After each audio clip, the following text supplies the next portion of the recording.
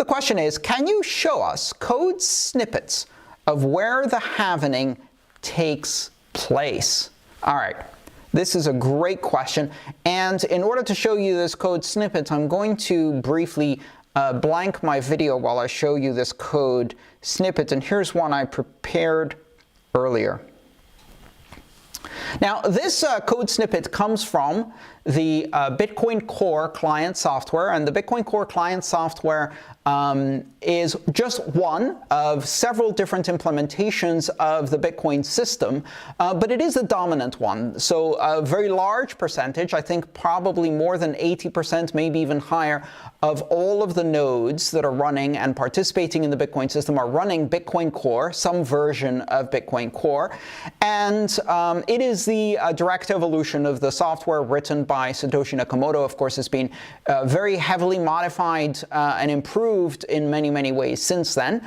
And but it's not the only one, and this is not the only way to implement this. Other bits of code, other projects that implement the Bitcoin system, such as LibBitcoin or Bcoin or many others, BTCD for example, all have their own little snippet of code that does something entirely equivalent to this, and it has to be entirely equivalent, otherwise it would break consensus, and that node would effectively be off the network.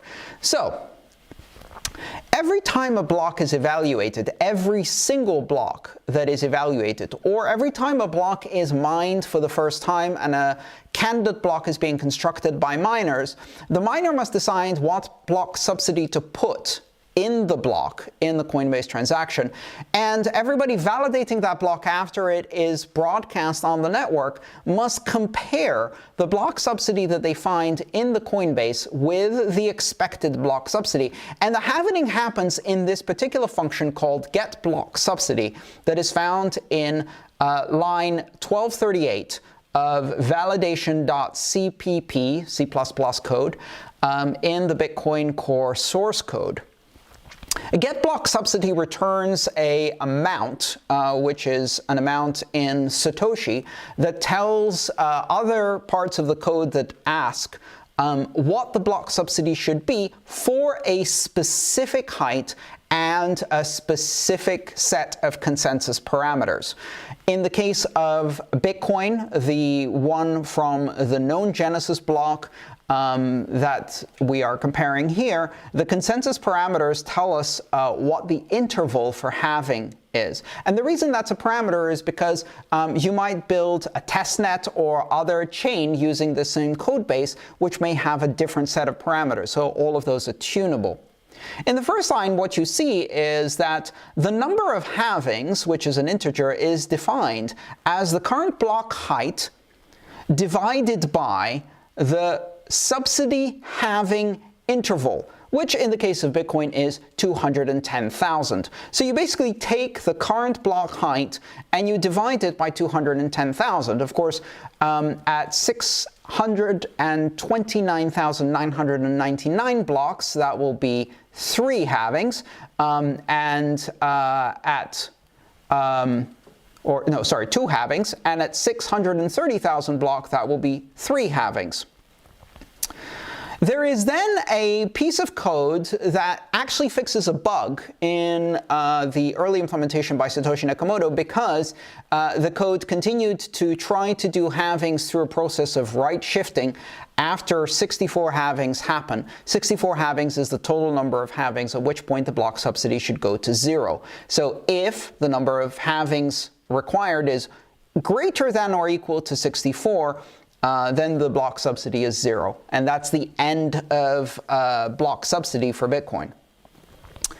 In the next line, 1245, you see that the subsidy is defined as 50 times coin. And coin is a constant that converts Bitcoin into Satoshi. So coin is 100 million. It's just a constant in the program because everything in Bitcoin is measured in Satoshi.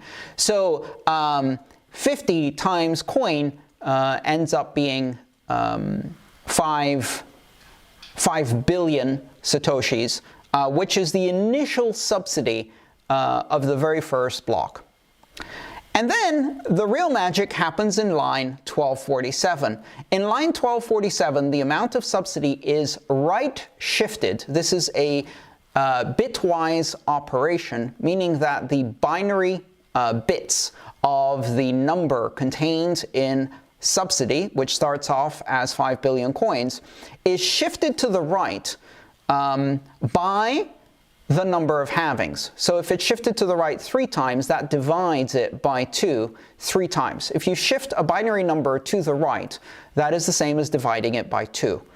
So it's an integer division by 2. It's a very fast operation because it's a binary operation and a very precise operation. You don't need to deal with floating point arithmetic or anything like that.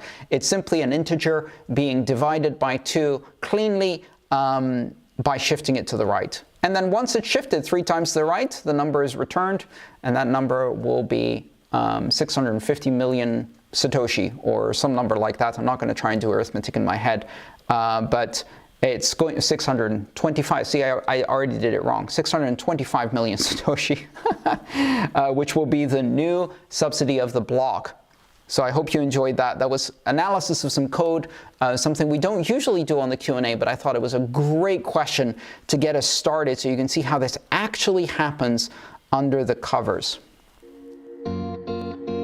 If you enjoyed this video, please subscribe, like, and share.